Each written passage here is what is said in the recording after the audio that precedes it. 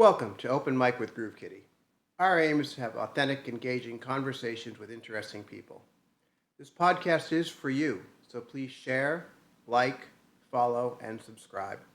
When you do, it increases our exposure on each platform, which in turn helps to promote our guests. Remember, a rising tide lifts all boats.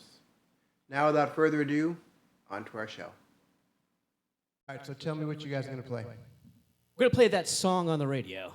And tell me about that song on the radio. The song on the radio is written about how whenever we're at a bar or playing somewhere, someone is asking us to play someone else's song. And so hopefully this song is an homage to a dream that maybe someday a band will be up playing in a place and someone will say, will you play that song on the radio? And that will be the song by us. Awesome. Bring it.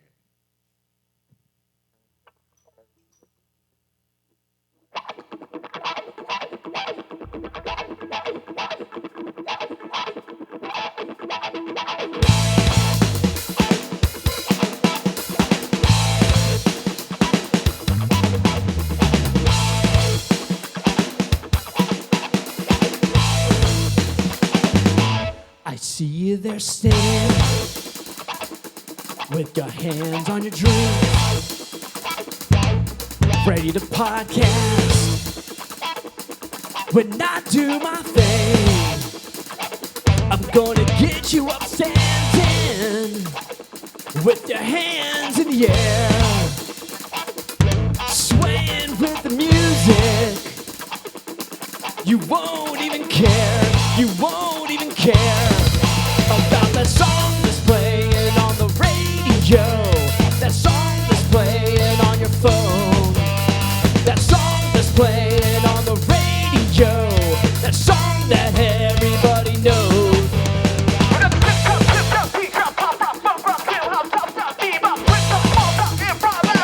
And we'll say it again.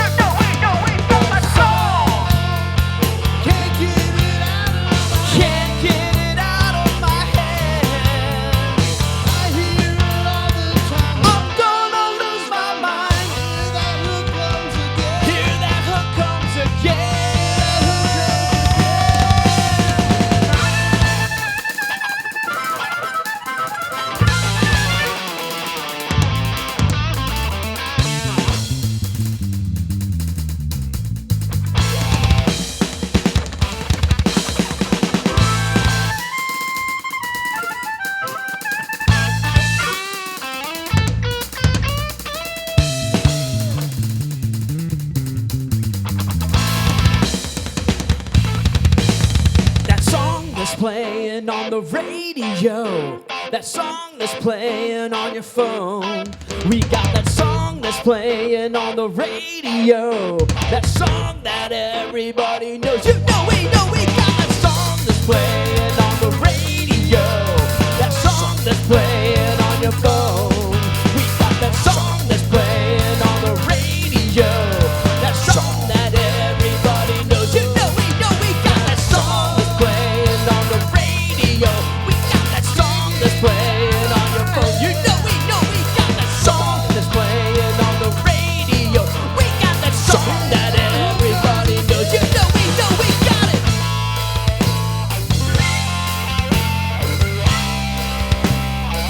You know we got it.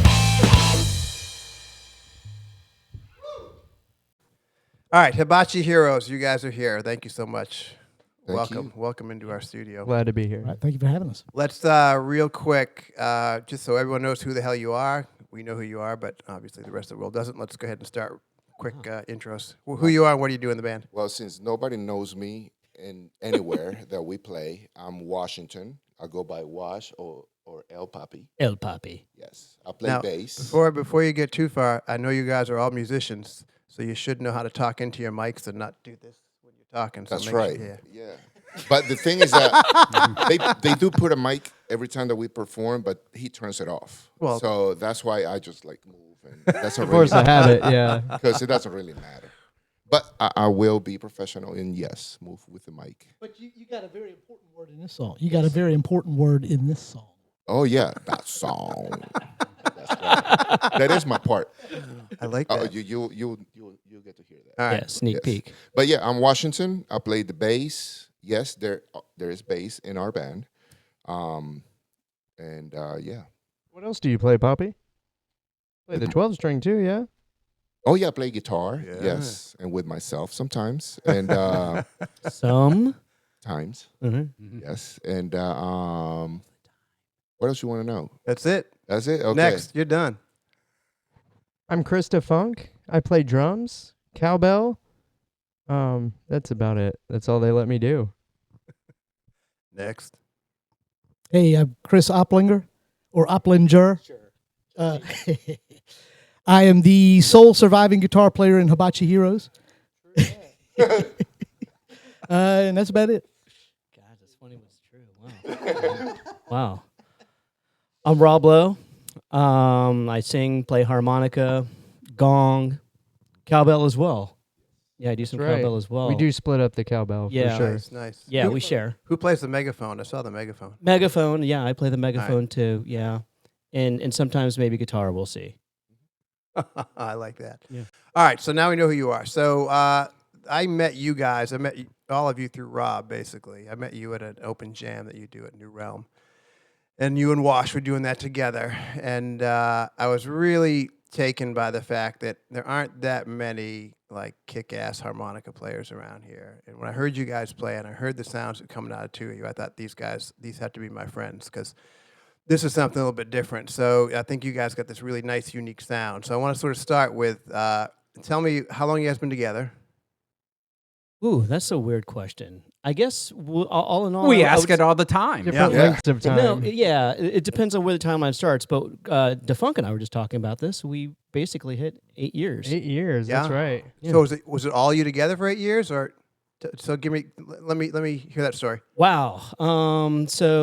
So I mean, it was me and some other people for a while. Yeah. And and then the lineup changed, and so really we kind of start the timeline for this version of the band when Defunk joined the band as drums, and then later on, Poppy joined the band on bass, and then much later on, like a year and a half, 2 years later, I don't know.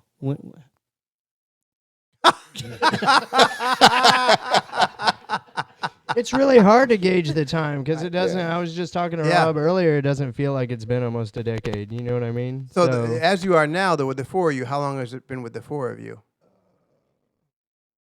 Came in 2016, so I guess it's been Okay, 8 years so it's for been a him. while. No, it can't be 2016 because That's when I came started, to the area Liar. in 2017. 2018. 18. there we go. 2018. So. Yeah, so going on 7 years. Yeah, yeah. And what was was this originally your thing in the beginning? It's like you started this Right. idea? Yeah. Yeah. So it started back, I think it was in 2012 or something like that, which Yeah. doesn't make us sound very impressive. Sounds like we've been around for a while. But like the band is cursed because him saying he's the sole surviving guitar player in this band, we've had like 5 guitar players in the band. So what is it that you guys do to guitar players? Well, Drive them away. He's moving. We drive them away. Yeah, because you're moving, right? You're selling your house, so you're getting the hell out of Dodge now? We give them eating disorders. Yeah, so I'm getting ready to move, but not too far away. So I'll still be playing with these guys. So there may be another guitar player in the future. Who knows? Yeah. But we're working on songs that really some of these songs Rob's had for 20 years now, Yeah. and we're finally just trying to get them to gel and get a recording done. And if we can just hit that point, then maybe we can kind of cruise easy for a little bit, I guess. Yeah, yeah. But it's taken us forever to get to this point, you know. So was this like your vision in the beginning, Rob, that you wanted to put, like, the type of band you have now, the type of music you guys are playing, was that your original vision, or because of the people that came into it, you sort of morphed into that? Tell me, like, how that process went. I would say in general, the goal was to have it be kind of high energy, originals and covers, and to have like kind of pop sensibility to it. You know, like putting together a band, it wasn't something I wanted to do. I just kind of had to do it because no one needs a band with a harmonica player in it. A long time ago, one of my old bandmates said, Rob, name like a famous band that has a harmonica player. And I was like, Blues Rolling Stones, Blues Traveler, there's Sugar Blue, there's the Flecktones. He goes, okay, now name a band that doesn't have a harmonica player in it. And I was like, you jerk. And that's just kind of like the reality of what it was. But so like I'd been in bands, tried to put together bands with singers in them and stuff. And then like the lead singer quits, the band's done. So I was like, I'm going to put together a band. I'll just sing in it, and I know I'll never quit, and so we'll just do that. And then, yeah, I mean, and true enough, like people come and go, and so, I kind of had to cater to what I could do and what I could sing, and kind of what I could play to an extent. And I mean, much love to these guys. They're fine, kind of going along with that, but they also put in their own influences on what they want to do, how they want to sound, and the types of songs they want to play. Yeah. And so we get. I mean, it's not exactly what I had in mind by any means, but I mean, I'm really proud of it. It's close. Yeah, but isn't that what makes it unique and different, right? I mean, not to denigrate anybody else, because I'm denigrating myself when I say this. There's a lot of guitar players out there. There's a lot of singers out there. A lot of drummers out there. A lot of bass players out there. There aren't a lot of harmonica players, and there aren't a lot of good harmonica players. So that differentiation, that sort of the secret sauce, right, is kind of what makes you guys what you are. I mean, you guys are all great musicians. I've seen you. I've played with you. You're fantastic. But to your friend's point, yeah, there aren't that many bands with harmonicas. Fuck yeah, that's what we want to do. We want to do something different. We don't want to do what everybody else does. A bunch of, 4 old guys up there playing Sweet Home Alabama again? And fuck that. Right. Let's do something different, right? Yeah, but I mean, a lot of credit to them though, because I mean, Chris can play circles around me. The notes that he can play, the way that he can express himself on guitar and stuff like that. And same with Wash on bass. And DeFunk, I mean, comes from a background of playing like all sorts of music. And like I was in his car today driving here, and I don't know what the hell it was, but man, that was the angriest song I've ever heard in my life. It was Slipknot. Oh, okay, yeah. And I was like, this poor guy's listening to this. This is what he listens to in his free time, and we have our band, which sounds nothing like that. Yeah, but that's kind of what makes DeFunk cool. Like, he's the coolest guy in the band. You all know that, right? Because he comes in, it's like he's kind of quiet, he's kind of demure, and then he's just behind that kit. He's just a fucking monster back there. And you he can appreciate impregnate it. any woman by looking at her. I've heard stories. Yeah. Bro, keep your wife and girlfriends away from him. I'm telling you, bro. Yeah. So you came together originally.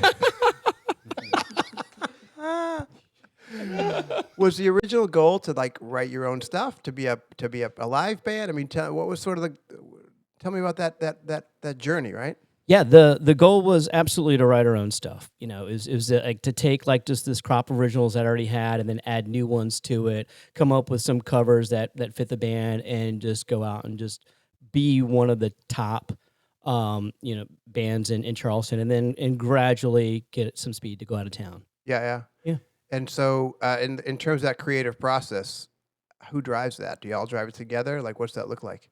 You say, hey, we want to write a song, or we want to do this cover. Sort of give me a sense of how that works as a group, because every group works a little bit different, right? And I'm always curious how that works with people. I want you to answer that, but to the question that you just asked, Yeah. I feel like that was something during COVID. Like, we had been working on stuff and different covers, and we took that huge break, and I feel like when we all came back, everything just clicked. I don't know what it was, but it was definitely way easier, and the stuff that we were like stuck on, that we were focused on, working on, it just having that break made a huge difference for sure. Yeah, sometimes walking away from stuff, right? Exactly. You come at it completely different, completely fresh. For sure, yeah. Everybody came with a fresh perspective and panned out nice, I think.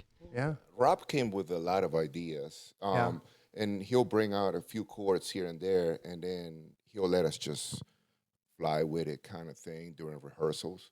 And in the beginning, I like his way of creating, because I'm sure that some of the songs is not the way that he intended them to. Like, he'll put them out there, and I'm like, I don't like that part, and then we'll just change something or change the chord here and there, but keeping the basic idea of what he wanted. Yeah. And he have brought most of the material up for us to develop and let us flow with it.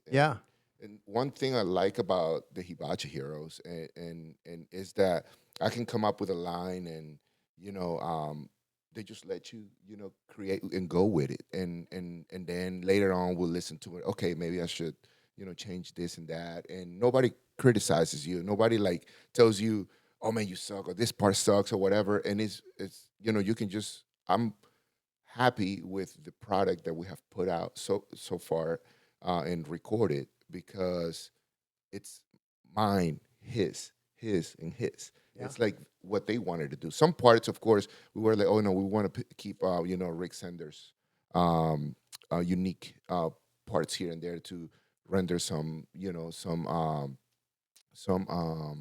what's the word? Homage. Yeah, Continuity. continuity, and then some respect. Because he created some of unique riffs here and there. But the creativity, I don't know. It's I don't know. I love it because I feel free to do what I can do. Yeah.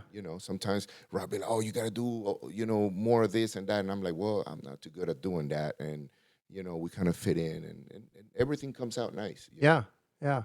So I it's kinda- pretty safe. It's a pretty safe environment to Yes. create in. Oh, yeah. Very Yeah. safe. Yeah, I mean, I kind of feel like role wise, like I just throw a bunch of shit up on the wall, right? It's just like, okay, here's an idea for this, boom, boom, boom, boom, boom, and this is what I think needs to happen, right? And it's like super cool because, like you said, they'll come up with their own parts, their own inflections on things, right? I mean, I I love the fact that like in this band, I'm really like kind of a big, I'm kind of detail oriented with things, and half the band is not. But like DeFunk holds it down like so well. Like he's the guy who remembers all the parts, the songs, the changes and stuff, which is unique because you don't typically think of the drummer as being able to like click in and remember all that stuff. But in reality, he's got to help drive the thing, right? And then the way he clicks with Wash as a rhythm section is just absolutely just fantastic. Like just the synergy that they have. And then I mean, later on as we've been recording, that's all fallen on Chris O here. And he's been our engineer and also producer. And what's amazing is we play these things live, and then we lay down these tracks, and then he just goes and mixes it and comes up with his own parts secretly without telling us what he's doing. And then it he's just comes like, out awesome. Yeah. and then he comes out Look like, what I did. yeah, and then he comes out and is like, look at this song, and by the way, I added in like a background chorus and like 13 layers of vocals. What do y'all think? And it's like super cool, but he does stuff that I would never thought about putting into the songs, which he'd never thought of putting into the songs until he sat down and started recording them and engineering them and stuff too. And I think that it's cool to see how the stuff matures and changes and evolves. Well, I think what's interesting is not just in music, but in any collaborative effort, right? The common theme I always hear in successful stories are complementary parts. In other words, as you just described it here, you all have individual skill sets that the others don't possess, and they complement each other. So, one person's maybe super organized about, remembering certain structures. Another person's really creative about throwing new ideas out there. Another person's sort of taking it on a production side of listening to it from a producer's ear perspective. And I think when you have everyone open to holding down individual pieces of that greater part, you get good success and good collaboration, as opposed to, look, we've all been in bands before where you've got, everyone's idea wants to be the idea. We're in a band with 3.5 singers. I call Alan half because he does a lot of background vocals. But so 4 singers, right? A lot of shit can go bad when that happens because everyone wants their piece or their part. And that doesn't happen with us, for example, because we are the same as you guys. We all have our lanes that we're really good in, and we all recognize that. And I think that's what I'm hearing from you guys. Is that kind of the feeling you get from each other? Yeah, for sure. Yeah. Yeah, so like when you come up with it, so what I'm hearing is you kind of come up with some of the initial ideas, you throw them out there, and then the rest of you take the ingredients and you start making shit with them.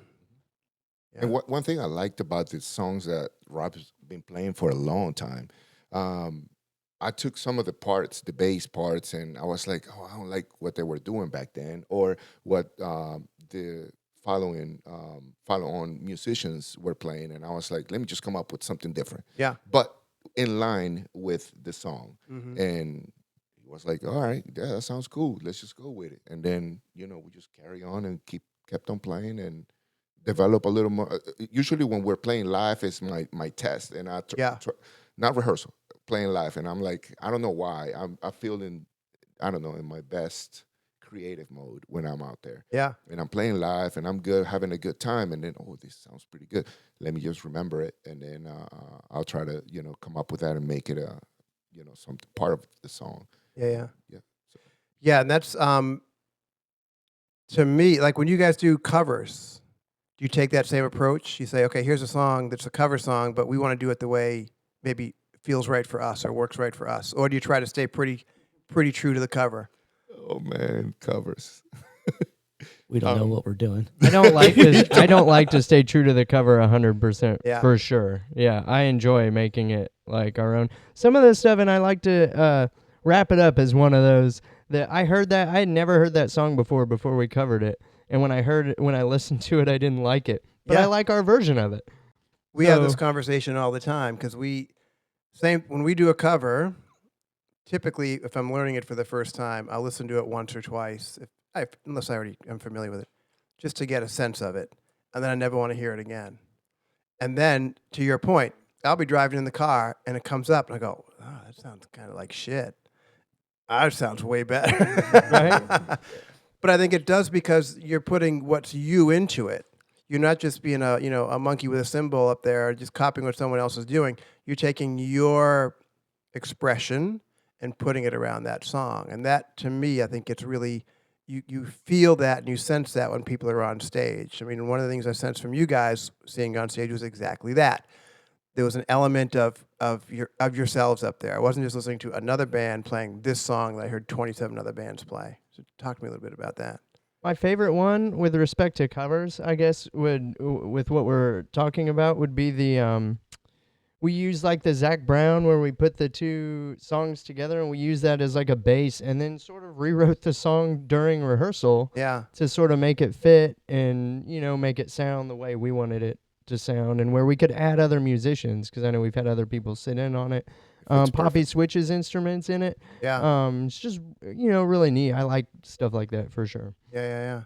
Yeah, kind of like my goal with the band was I wanted people to come and see our band and then leave it and say, that's not what I expected a bar band to play. Mm. Right? Because we don't play Sweet Home Alabama, Wagon Wheel, and we shied away from a lot of like the typical just two chord songs that you'll hear a bunch of people play. I mean, we're a band that has to rehearse. And it's good and bad, right? It's frustrating because we're just always out there just playing and practicing. And then when we go out and play shows, like we know what we're supposed to do, and it's a challenge because the shows are never the same. The set lists are always different. We segue songs, we meld them into each other. We'll blend one into another. We'll play sandwiches of songs where we'll start one song, play another one, end another song, then end the other song on top of it or something like that. We'll come back to it 7 songs later. Yeah. Just stupid stuff like that, right? Which is kind of fun. I want it to be kind of like you go and you watch a DJ or something like that, right? And they go from one song to another. You don't stop. Yeah. And that's kind of like what we do. And I want people to leave a show being like, man, I've never heard a band do that stuff before.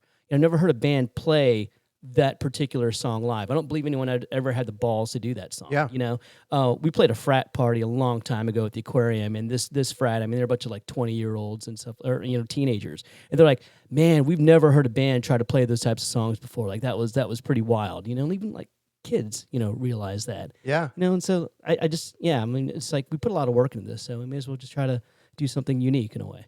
So when you do that, obviously you got to figure out ahead of time what you're going to play and what the sequence is going to be, and you rehearse all that to get it nice and tight and roll through. Yeah.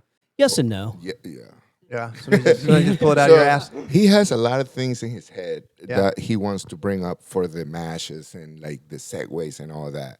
And he brings it to rehearsal, and then he gives us a little, the set list with, okay, this is what we're going to do. And we're like, oh, screw that. We're not doing that. But we end up rehearsing it, right?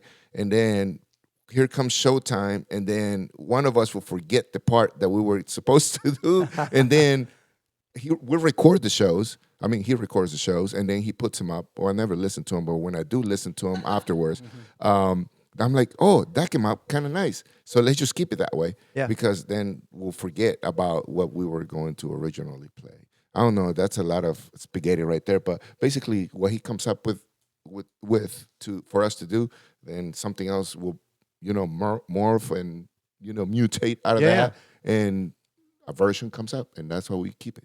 Yeah. Whatever he can remember. Right? But I think that's sometimes where the good stuff comes from, right? Yeah. I mean, you have a certain idea in your mind, but plan tight and then run loose, right? So you have a certain plan in your mind, but if it goes a little bit left or a little bit right, you got to be willing to kind of go with it, because that's where some of the cool stuff really comes out. Yeah. That spontaneity. Yeah. Yeah. Absolutely. There's a roadblock I got, right? The what song is it that I can't do?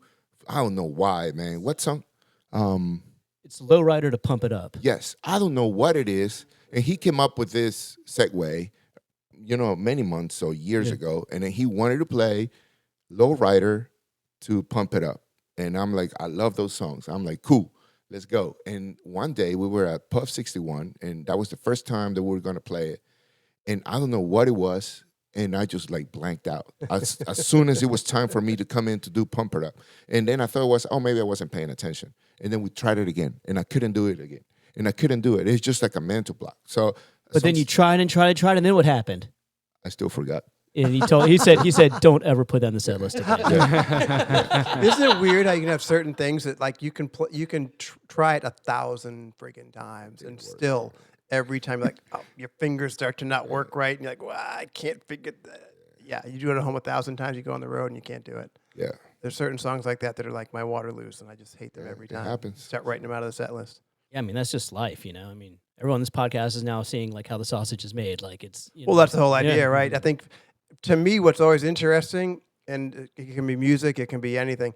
I hate hearing, I did this and it was successful, and I did this and it was great. I want to hear all the shit that went down, because that's what makes it real, right? When you hear about someone's struggles in starting a business, or struggles in starting a band, or I went to this show and I forgot my guitar and what I did with that, that's what makes it interesting. I think for people to hear how things really happen. And inspiring. Yeah, it's inspiring, because we all fuck up, we all make mistakes, and we all have our times we get up there and we completely blank out and we forget the words to a song we sang 22,000 times, or we come in on the wrong key, or we forget our shoes at a show, or whatever might happen. Oh yeah, that's a great story. No, but like Wash said though, he doesn't listen to any of those recordings, right? Yeah. But Rob records literally everything, rehearsals, shows. For me, that's how I can go and not ever rehearse. But if I have that to listen to back, I've got it solid. Yeah. So for me, that's super helpful. And I think that's one of the things that helps us, is that we all work differently, and there's all these different things that we can utilize to, you know what I mean, help us figure that out. Poppy does it on stage. I can't do it on stage. Yeah. I have to wait and listen to it after the fact and go, oh, I really like that, or no, that didn't work, or it's too busy, or you know what I mean, to analyze it afterwards versus in the moment. So yeah, I mean, it's a really great point. We all have different ways of getting where we need to go, right? And if we all try to force it down the same path, it's not going to work. I mean, there are some people, I'm one of those people that I have to practice something so intently that I don't think about it anymore. Especially, I mean, if any of you guys, if you're singing it and playing at the same time, I'm not really great at either. So I have to make sure I know what the hell I'm doing, so I'm not getting distracted, right? But for some people, everything can be by ear, and if it gets too rehearsed, it doesn't sound right. They lose the feel of it. So I think it's important recognizing how you work individually, and then taking that into your best ability to then move to that next place, which is going to be completely different for everybody.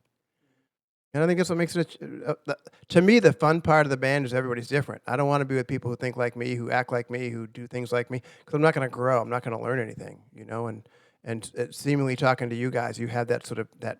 I mean, I'm looking at the four of you, you're all just smile sitting there. I mean, you're all clumped together on this little couch, and there just seems to be real happiness there. So it seems legit, yeah?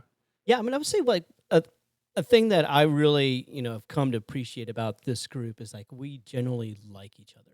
We have fun, when we hang out together. We don't see each other enough.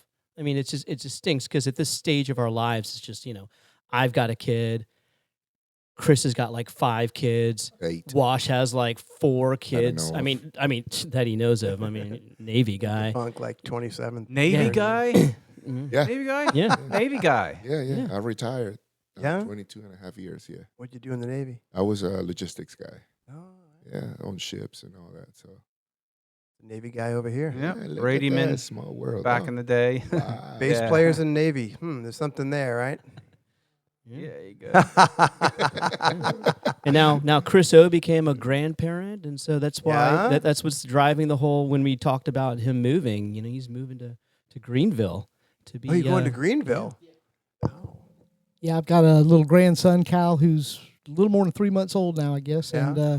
And hopefully very soon we're going to get a contract on our house and go looking to buy something up in Greenville. So I'm Okay. thinking probably within the next month or two I'll be moving. So then when you go up there, what happens with the band? who knows? We're still going to try and finish the record. I'm still going to come back and play some gigs. Yeah. And we'll see how it works. What my lifestyle is going to be like up there, I really don't know. It's kind of uncertain at this point. So we'll see. So are you retired at this point, or do you tell me? I guess I'm kind of retired. Yeah. I don't really do anything full time anymore. I just have a few little things that I do that bring money in here and there, Yeah. And so I can set my own schedule and kind of work around whatever I need to work around. That also gives you the freedom to pick up and move to Greenville. Yeah, exactly. So I drive Uber and Lyft in my spare time in order to Gotcha. top everything up every month, you Yeah. know, and no telling what that market's going to be like up there. So, like I say, we'll see how it goes. Yeah, I mean, it's a pretty active little town, though, so I would imagine you're still... I will find something to do up there, I guarantee. Yeah, you. it's a fun place. It's a fun Yep. place. And I love it because you're close to the mountains as well up there. Yeah, I really like the mountains up there, and I've lived in Charleston for almost my entire life, so Oh, is it'll that be right? nice to live somewhere different. Yeah. Yeah. So you grew up here? Yep. Thanks to the Raphael. Yeah, I grew up mostly downtown in Mount Pleasant. Oh, okay. Yep. Wow, not too many OGs around here. Yeah, not anymore at least. Yeah. We're all still here. There's just so many of y'all. That's true. other We ones, just we outvote y'all now. Yeah. Mount Pleasant is like 10 times the size of what it was when I We were was. talking about that earlier, Alan and Yeah. I. It's like the days when there were like 15,000 people there, and that was it. Yeah, I mean, when I was a kid, everybody knew each other. Everybody's parents and grandparents had all lived there. It was Yeah. a pretty small community, and a lot different character then than it is now. Yeah. Yep. You guys hate us, don't you? No, not at all. Man, Charleston is. I mean, there's things get better and things get worse. It's Yeah. Change is kind of inevitable. It's gonna grow, and I'm all good. My favorite thing is all the transplants, bitching about all the transplants coming in. Oh, there's too many people coming. Well, you fucking came here 3 years ago. What are you talking about? You guys, you can complain and bitch, but the people that came here from elsewhere, that you can't complain. Yeah, and I mean, me as an Uber driver, come on, Oh yeah. Think about that. These people got to get around too, It's work. What about the rest of? Where are you from, Wash, originally? From Ecuador. Ecuador. Yeah, South America. How'd you end up here? You didn't walk here, did you? No,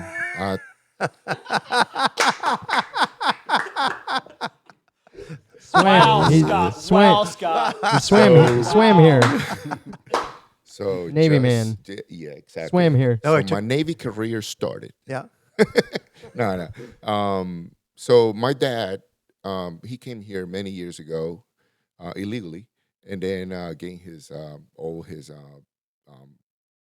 legality Yeah. during President Clinton's amnesty or whatever it was, and that's how I had an opportunity to come over here. Oh, So he cool. put in my papers and all that, and I came here legally.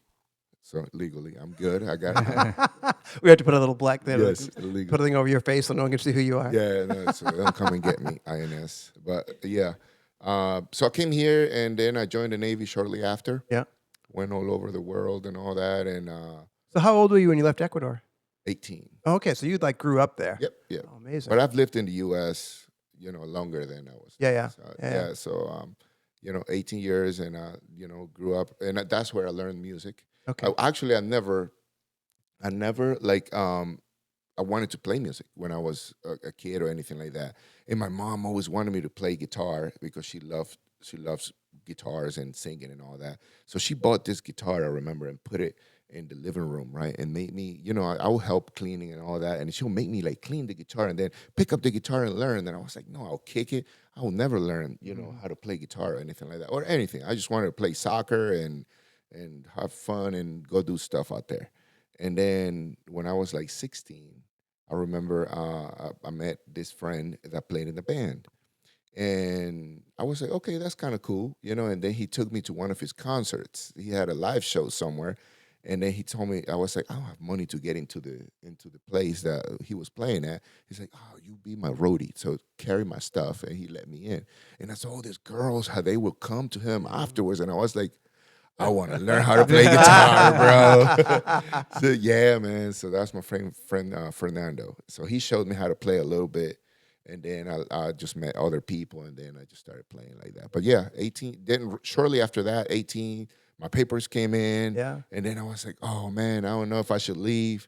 I had a good band in Ecuador, and that was pretty cool. I was playing guitar then, and I was like, gigging, around town here and there, and we wrote music, and it was good. And then that came through, and I was like, oh, should I leave or stay? And then probably tour the world and with my band in Ecuador. Nobody knew us, and we're broke and all that. And I was like, okay, I left and came here, and then my dad's dream was for me to join the Navy, so he kind of like persuaded me to go there, and I joined the Navy, and here I am. Cool. Ecuador is one of those places. So I do a lot of trekking and outdoor adventure shit. Ecuador is one of the places on my bucket list. There's some Let's go. Beautiful areas, man. I'd love to go. Let's go. All right. I'm taking Let's you up make- on that. yeah, You let's think go. we'll do Yeah, it. you got a place to stay, man. I love it. Perfect. Yeah, so so- you guys can't offer me. I could stay in Mount Pleasant if I go see you. I can go to Ecuador. And, Oh yeah. what about you, Defunk? Where are you from originally? Originally from Illinois. I've been here 16 years. Yeah. What brought you here? Where were you in Illinois? Like Champaign. okay. And then what? Close to the U of I. What brought you here? So I was playing music there too. I was in school, I think, before I left. I don't remember. I definitely didn't finish. And my parents moved down here, and my mom had cancer, so I moved. I didn't want to be 5 states away, Right. so I moved down here, and I've been here since I was 21. Wow. You like it? Yeah, It's not so cold, huh? yeah, definitely don't miss the snow for sure. And how'd you start? Tell me about your journey into percussionist. I've been playing drums since I was like 10 years old. So I played in marching band. We did the like where you go out and do the contests. I was in jazz band and marching band and stuff like that. And funny, I almost missed my high school graduation because we were playing in Indiana. We had a show in Indiana, and I almost didn't make it back. I was about halfway to Chicago. Oh wow. Rob, where you from originally? DC metro area. Really, Okay. yeah, that's kind of where I was for most of my life. Yeah. yeah. So came out here in 2000 to Charleston in 2007. Maryland or Virginia? Virginia. Yeah. Well, I was born in Maryland, but I identify as a Virginian. Right. Yeah. So like Alexandria. Yeah. And area. Yeah, Yeah. Northern Virginia. Like Jeff. Yeah. Yep. Yeah. You know Jeff, our keyboard player. No. You ever met him before? No. Oh, yeah. I've never met anyone in your band before. He's a Nova met Al. boy. except for today. Yeah. Yep. Yeah, Well, you got to come out and see us more. Maybe you'd meet somebody. yeah, that's true. Every time we have a show, Burn. oh, I'd love to come out, but I got to do that. I'm sick. Oh, my boy. Oh, I gotta Dude, do I've this, been dying of everything lately. It's been crazy, huh? Sucked. I'm yeah. sick as a dog. I couldn't talk yesterday. Oh, really? It's like we had last Friday we had a show. I woke up screaming sore throat. And I'm so glad we kissed each other on the mouth when I walked Well, in. you know, I got to do the right thing. Yeah. Yeah, then I got to do tomorrow. I got a solo, and then Friday we have a show. So I'm hoping to have my voice back by tomorrow. Oh boy, Oh wow. Yeah, good times. I'm sucking on lozenges over here. that's what that sound is. Exactly. That's what the kids call it now Just, these not just me days. getting excited looking at you. So why'd you come here? What brought you to Charleston? That was my midlife crisis. Yeah? Yeah, I got divorced, and then it was just like I want to go to a place that has a good music scene, and hot chicks and a beach. So I went So to where's Los Angeles. that? Yeah, went to Los Angeles. Yeah, I went there. And I decided I was gonna live in Santa Monica. But then while I was there on a business trip, checking out property and stuff like that, one of my counterparts for the software company I worked at got fired, like while he was on a sales call in Canada of all places. And then I realized I was like, I work for an evil software company. I can't really afford to put all my eggs in this Santa Monica basket. And so my parents had moved to Charleston, and I came out and stayed with them for a little bit. And Oh, so they were here. yeah, they were already here. Okay. Yeah. Well, they just moved here like maybe a year or so, Yeah. prior to when I came to visit. So I came, checked it out, and then I was like, okay, yeah, this is, kind of a compromise of all those things. But I mean, back then, especially Charleston was like a quarter of the price of what it costs to live out there. Mhm. Yeah. So it just made a lot of sense. And so I just decided to live on Folly Beach. There you go. And then you met your now wife. Yeah. And then, now we're neighbors. Amazing. Yeah. Amazing. How'd that happen? And the harmonica, like not many people just sort of say one day, hey, I'm going to play it. That's usually like guitar Yeah. and drums, something cool, right? Not Yeah, like no one ever wants to play harmonica. Yeah. How'd that? Gosh, man, that was such a weird thing. So, I mean, I'm in college, and my roommate walks in and he's like, "Dude, you got to hear this. This is amazing." I go, "What?" He goes, "This is Blues Traveler covering John Lennon's song Imagine." like, dude, this is like so cool. And I was like, listen to it. And, it was a cool song. And then what was cool, it's like, the very end of it, the little hook, the woo, woo, woo, woo part, John Popper plays that solo and then that line on harmonica. And that just blew his mind away. And so I was like, oh, that doesn't sound like it's that hard. And so I dug through my desk and happened to have a harmonica that, my dad had given me like many, many years ago. And I packed everything like when I came to college. I don't know why. And so it happened to be in a close enough key where it worked for that particular solo. It's technically the non-ideal harmonica key for it. So I figured it out note for note, and my roommate was amazed. He was a music major, and he was like, "That is absolutely amazing." So I was like, "I'll just play harmonica, I guess. That'll be my thing." Because I came to college. I'd always like grown up. I started off playing clarinet, and then moved to French horn. Came to college, wasn't able to practice every day because I wasn't a music major, so I just lost that music part of me. And so I was doing musical theater stuff at college, but then needed kind of to transition to something else. And so I decided, all right, I'll just learn how to play harmonica and then do that as an adult. Interesting. Yeah. You started late, but you had the musical background before, so you had like a bit, yeah. some sort of a grounding in music anyway. Right. Yeah. Yeah. Amazing. I'm always interested how people start on the instruments they started on. I mean, you made sense. You just like saw some chicks and said, I gotta have one of these in my. Oh yeah. I gotta start playing. Yes. That's unreal. How'd you start playing guitar? What's your story? He killed an alligator and I started guitar in high school, but before that, I had played.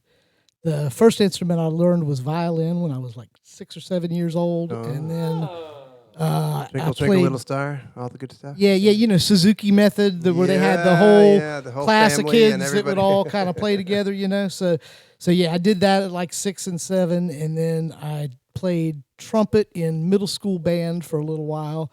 Really did not like the trumpet. I had wanted to play saxophone, but there was only so many slots for saxophone. So I wasn't real crazy about the trumpet. And, I guess sometime around that time, between middle school and high school, I started picking around on guitar. Yeah. And, been playing ever since, really.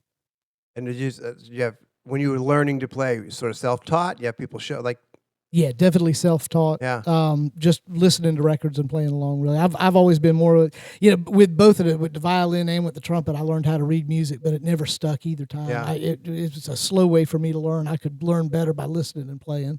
yeah, most of the people I've run across who, I shouldn't say this because probably not, and there's no data behind it, but the people who never learned proper music or didn't learn to read music are some of the greatest players I know.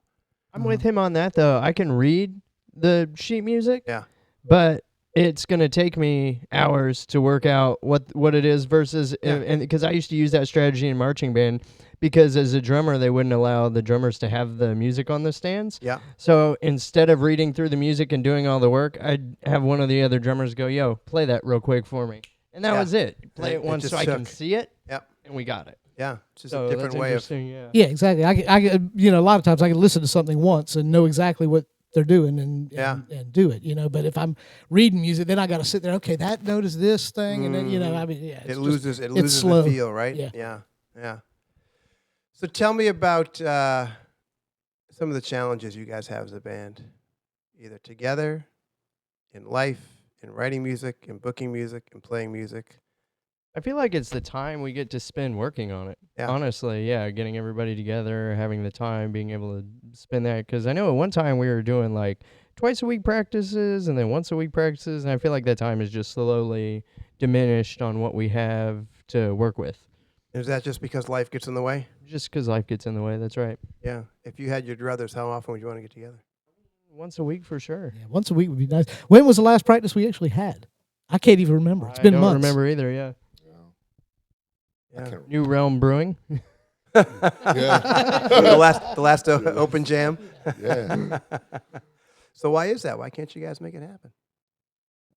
Uh-oh. They're pointing fingers. It Dude, ain't me. They're totally throwing you under the bus, buddy. One of us is a whiny bitch about practice. Yes. Well, I do not like to rehearse Yeah. the same thing over and over. Mm-hmm. I mean, that's the meaning of rehearsal anyway, right?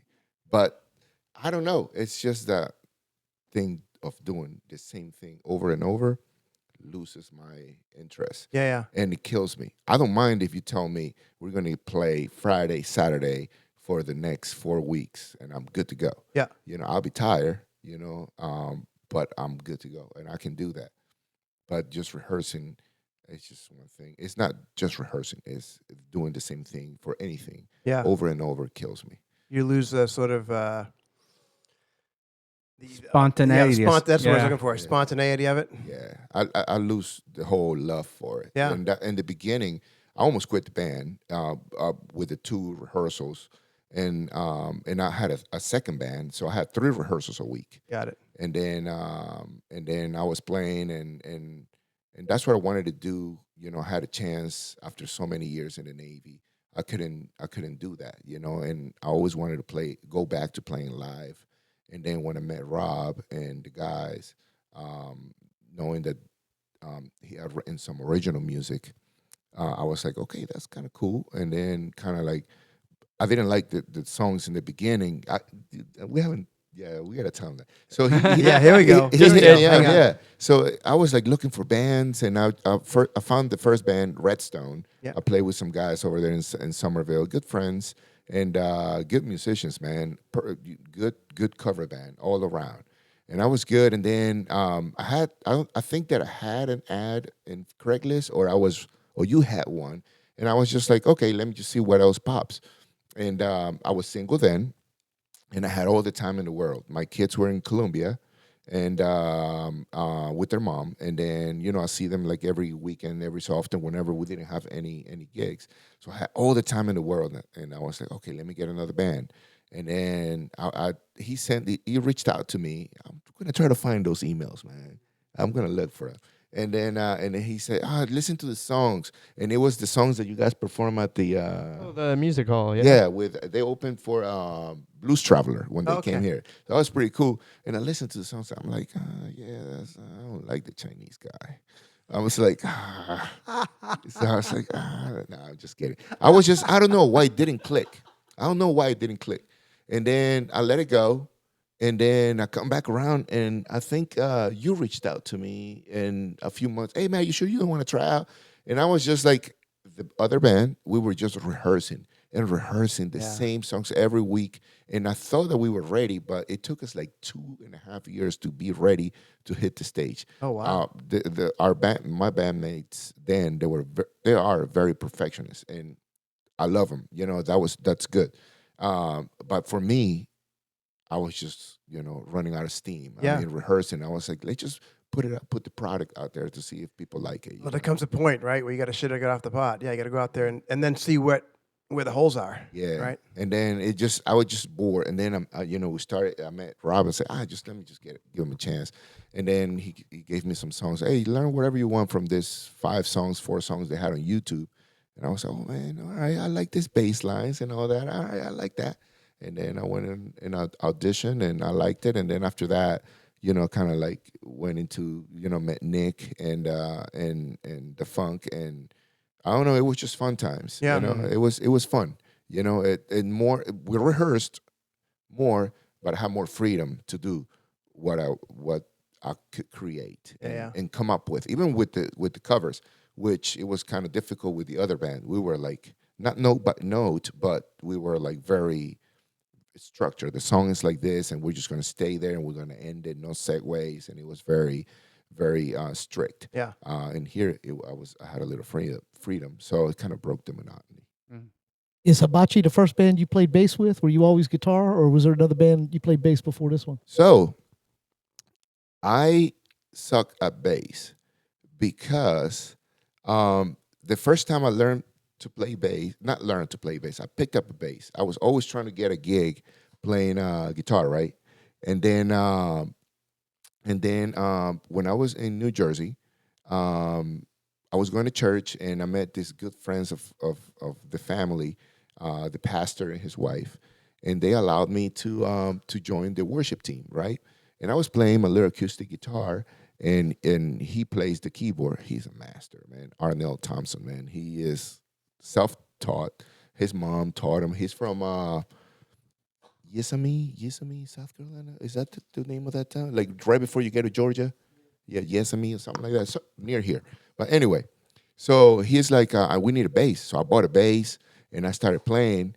and we played gospel, contemporary, and all that. I could not play all that. I would play my 4 notes and all that, and then he brings this other bass player, man. He comes with a Ken Smith bass, SWR gig, and all that, and sets it up. And I'm like, oh boy, I'm about to be screwed here. I lost my job. And then he came over there, R&B bass player. They're really good, man. Yeah.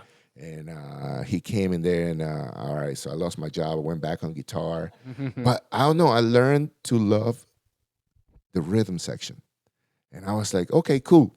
So then, fast forward, I was on an aircraft carrier. There's a lot of space on a carrier, so I had seniority then, so I could like bring my own stuff aside from just my clothes, my uniforms.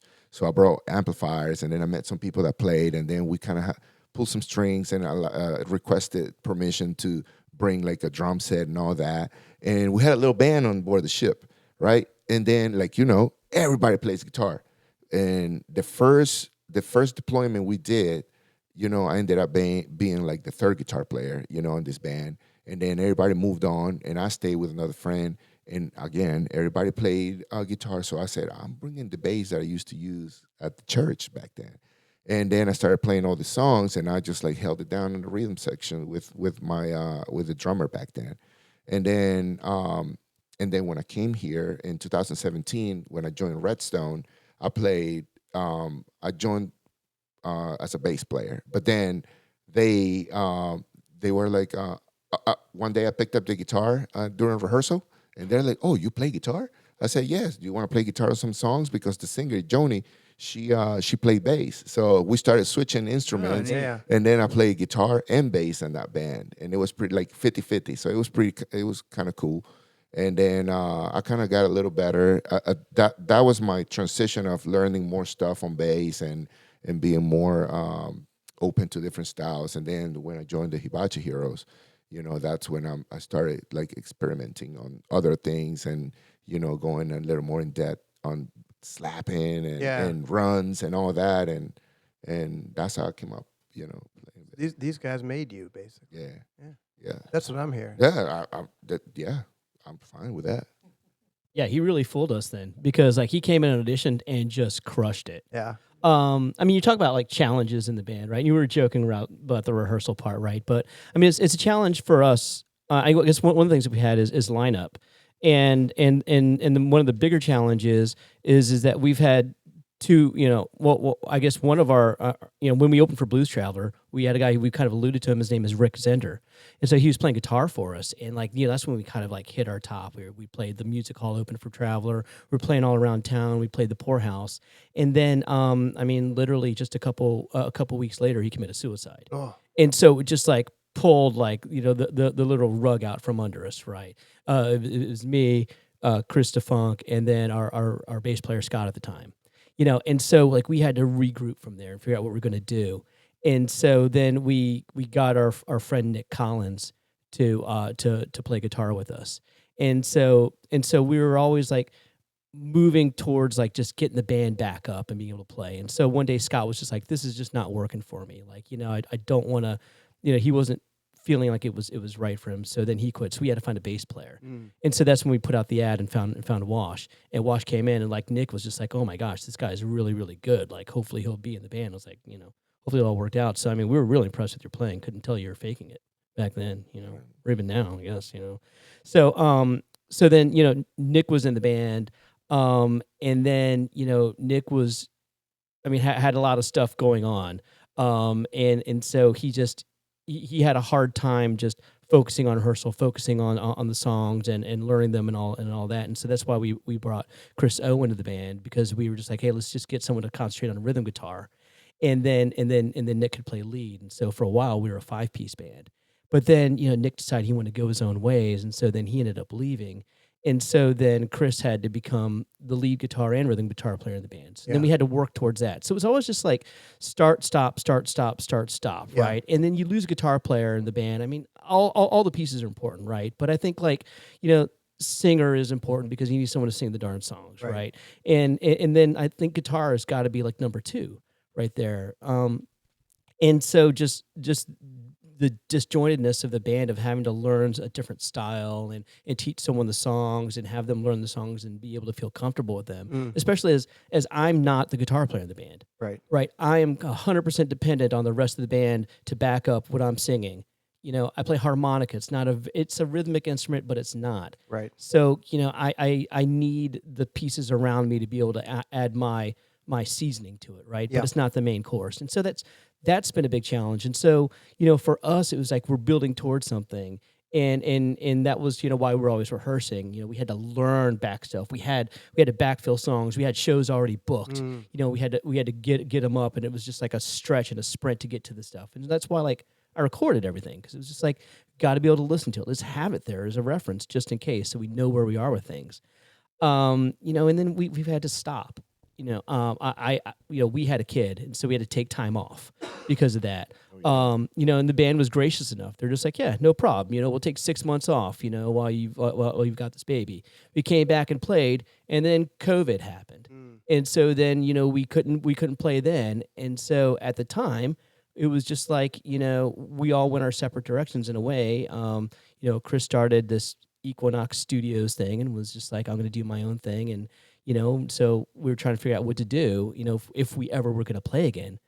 But then Nick Collins died, and he passed away. What happened to Nick? He back in 2012. Yeah, 2012. He was riding in a car, and was I think crossing over 526, something like that. And for whatever reason, the driver in the car lost control of the car. He got thrown from the car, out of the car, landed in the middle of 526, and then a box truck ran over him. Jesus. And and he lost one of his legs, cut off right at the hip. Oh. And I'd played shows with him and stuff, and he was in a band called Fowler's Mustache, and known well, all around town. And so, he was like a 1%er, is what they called him, like 1% chance of survival. Yeah. And he pulled through. And so, like, timeline-wise, 2012, that accident happened.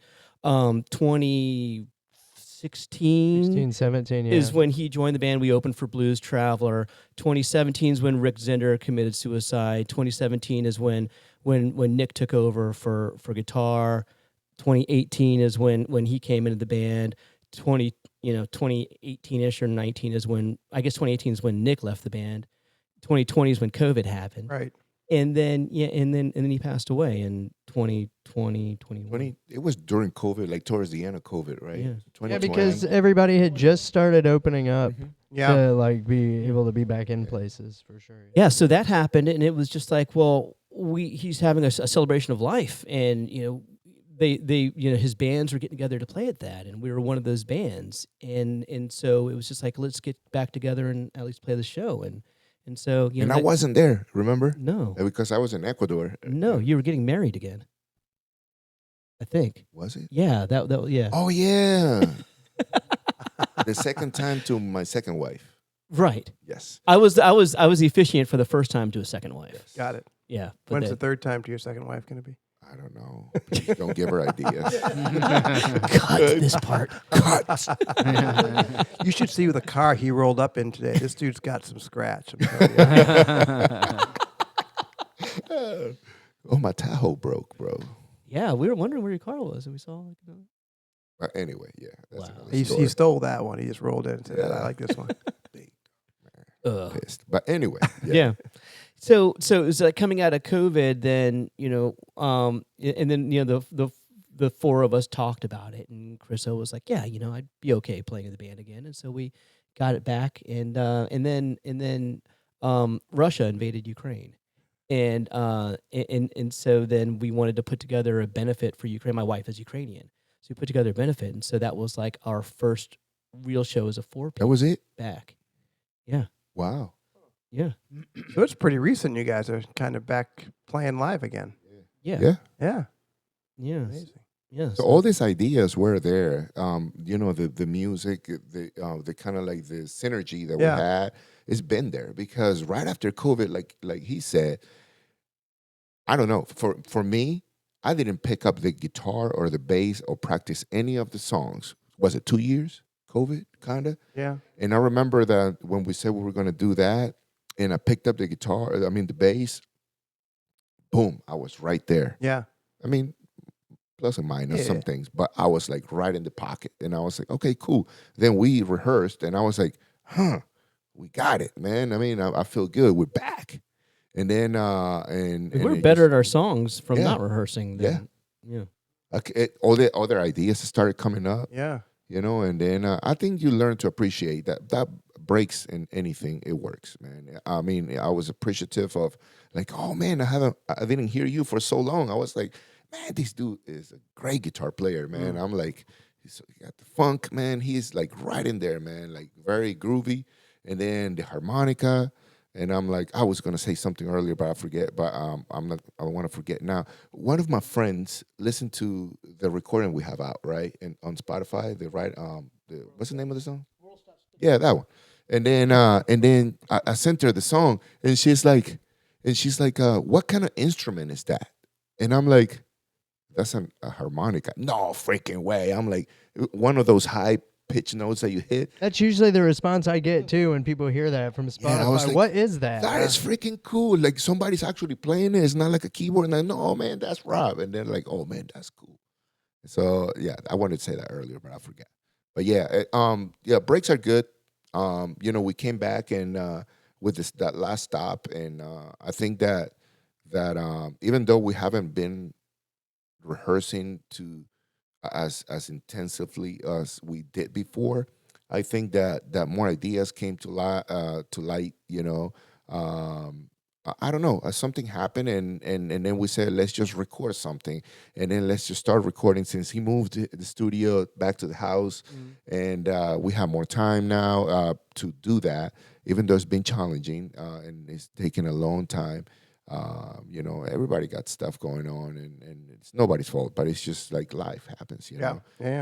And then I'm so excited, man, about the songs, and I'm so excited how good we sound. I'm very proud of putting the product out there, and I'm the type of person that I wouldn't play in front of you, bro. You play good guitar, you play good bass. And I'm shy out of playing in front. You showing what I can do. I don't know if that's just me, right? But when I put the product out, I've shown it to my friend musicians. I sent it out, and I'm like, look, listen to this, man. This is good stuff. And I keep telling them, I said, look, we have some good stuff happening with the band. We just need to get the followers to listen to us, and everything just cascade. You know, and that's been a challenge, and for me to grasp that and dealing with bookings and venues and all that, that's been my challenge. You know, like I try to be, you know, out there, and you know, sometimes we get the doors closed, and oh, you don't bring enough people. Yeah, you booked us on freaking South Carolina and Clemson game, and the fair is going on the last day and last weekend, and of course nobody's gonna come. You know, I'm like, and I get frustrated. You know, It's a challenge. We talk about it all the time. Booking's always a challenge, and getting in the places and the right nights, and it's like sometimes there's an expectation that the band's going to bring in so much, and it's kind of a two-way street, right? We got to help each other out. The club's got to help too. They got to promote. Sometimes they do, sometimes they don't, and yeah, Rob reminds me all the time, brings me back to reality, man. He's like, it's a business, man. Yep. And I'm like, yeah, screw this, man. I mean, like, it's good music, you know what I mean? Like, it's good stuff. We put out a good product, in my opinion, you know. It's okay if anybody doesn't have the same opinion, but I get frustrated just because I wouldn't be out there offering what we have if it wasn't good. Yeah. It's a challenge. So what's next? Where you guys headed next? Is it finish this album you got? Tell me, what do you guys look like for the next year? Yeah, so you know, Wash talks about you know, getting the people out or whatever, but you know, the recordings that we've been talking about, none of these are out yet. We have one song out, and it's really not even the final mix of that song. Yeah.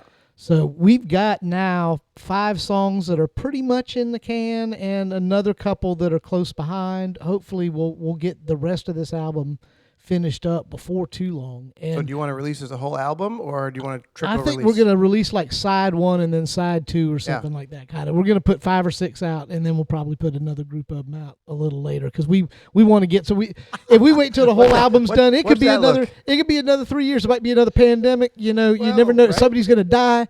You don't know what's going to And happen. what's an album anyway nowadays, right? Yeah, There's yeah, no such thing as exactly. an album, right? It's just like here's So, a single. Yeah. Hopefully, by the time this podcast drops, we will have 5 or 6 songs up on all of the streaming services for everybody to listen. So one of the challenges we have I is, see. One of them Here we is go. is we don't read text messages Or remember understand it, or remember anything. what we have text about Yeah. pretty well. We suck at Explain. well, who's we? that. Me and Chris. Well, you got to. Sometimes if you've been away from your phone for 2 hours, you come back and there's like a string of 30 hibachi texts in there. I'm not going back through that whole thing. A lot of times Okay. I'll go until I see something that's relevant. I'll answer that and then forget to come back and read all the rest of it. That makes sense now because in one of those text messages that he just scrolled, we said we were just going to put out the songs. So one of those 4 songs and 5 with the remastering of the song that is playing right now. One is coming out the 14th next week, and then the second one will be coming out February 4th. Oh, if you've already got released it? Oh, Yeah, sweet. yeah. So then I gotta work Should've on the read other the 2. text. Yes, I gotta get the other 2. Yeah. So and then decide what we're gonna do about the remaster song, the one that is playing right now that we want to that he produced and mixed a little better. And I mean it was really good, but he says it made it better. What's that? The release date? No. Oh, okay. Was it 6 or 5? I missed that too. What? I thought It wasn't on asked if the text? release. No, so I was like, man, did I miss that too? What? For real? So did I? No. So it's a communication Got for it. sure. I think we're seeing a Breakdown. pattern here. Yeah. So where did I get this about Okay, releasing the so songs? one of us doesn't really speak English. Hold a on, couple bro. a couple of us do massive amounts of THC.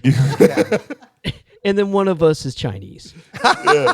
So there's just a lot of challenges about what goes on in this band, and so it's hilarious. So should I take him down? Oh. So did this happen? I mean, was I drinking when that happened? Probably.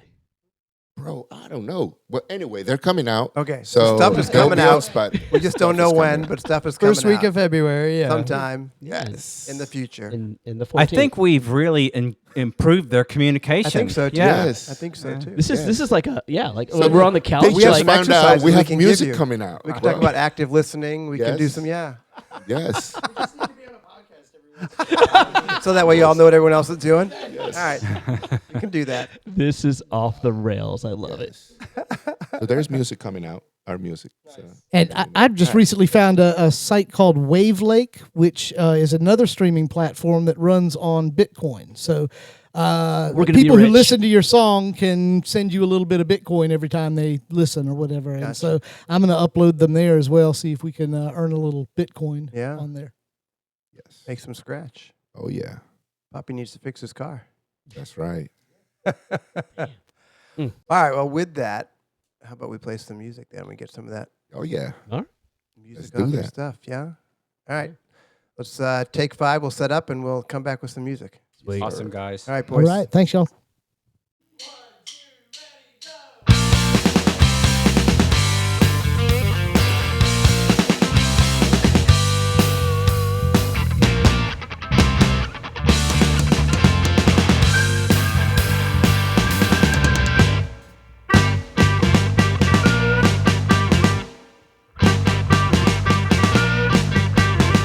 Well, there's a face in there, the soul is soul for the claim to clear of rock and roll. There's a hand in the clock that says it's time to go. Yeah, with a tick for that, and I say that, and there ain't no tomorrow. Send it back and put it on our wax to be your final stroke. Yeah, it's on the radio. There's a man of horns, kings of all the kings, and the council of the days of old Dave Blues. The golden goose, I need to tell you who to listen to and bring it to it. I can't be pretending that these times are never ending. If the phones are ringing, and I hope they never call. There's a writing on the wall.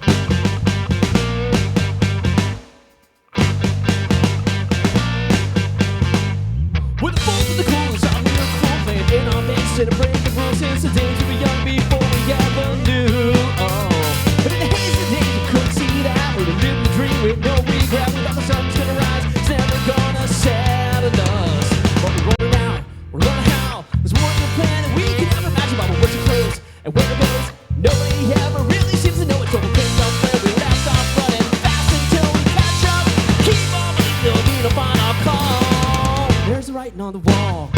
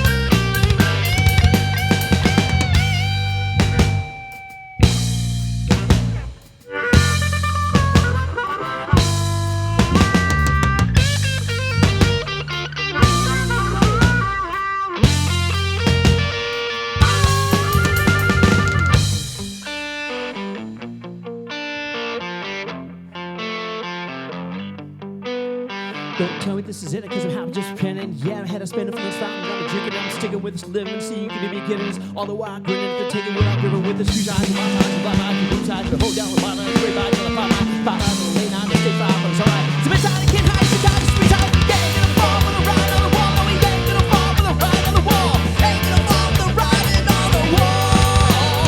No, he ain't gonna fall for the ride on the wall. No, he ain't gonna fall for the riding on the wall. Ain't gonna fall for the riding on the wall.